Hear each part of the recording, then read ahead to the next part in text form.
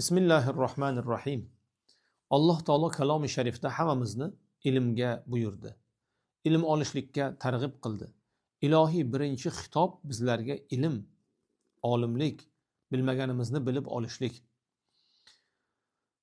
Olimlar aytadilarki, tawwilu a'marakum bil ilmi va umrad dunya biz zikri. Umrlaringizni, yoshlaringizni ilm olish bilan uzaytiring. Dunyoni umrini esa zikr qilish bilan uzaytiring. Qanday odamizod umrini deydilar, ilm olish bilan uzaytiradi.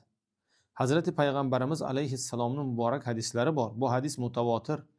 Naddarallohu ra'an sami'a maqalati fawa'aha wa addaha kama sami'aha farubba muballighin aw'a min sami'.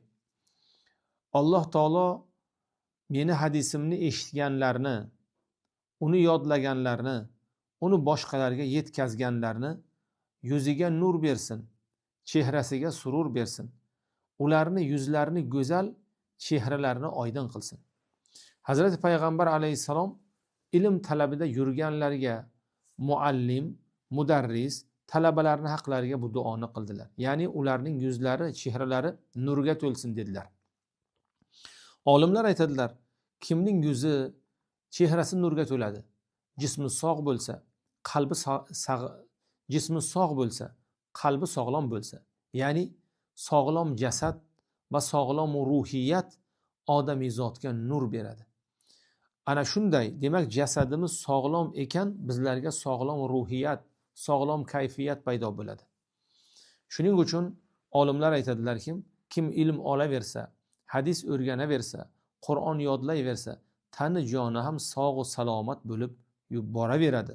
Chunki unga gulgunlik kiradi.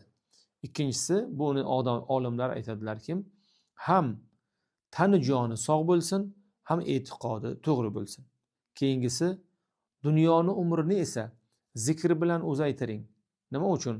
Payg'ambar alayhissalom aytadilarki, la taqumus sa'atu illa ala shirarin nas. Qiyomat yomonlar ustiga qoyim bo'ladi. Yomonlar kimlar? Xudoni esdan chiqarganlar, xalqqa rahm qilmaydigan, Xoliqni qadrini bilmaydigan yomonlar o'shalar ustlarida qiyomat qoyim bo'ladi. Modomiki zikr qilib turgan ekanmiz, Xudoni ibodatini qilib turgan ekanmiz, xalq bilan Xoliqqa biz yaxshilik qilar ekanmiz, ibodat qilar ekanmiz, dunyoni umri ham uzun bo'ladi, qiyomat bizdan yiroq bo'ladi. Qiyomatning yiroq bo'lishligi bizga nima beradi? Bizlarga toat, ibodatga imkoniyat beradi.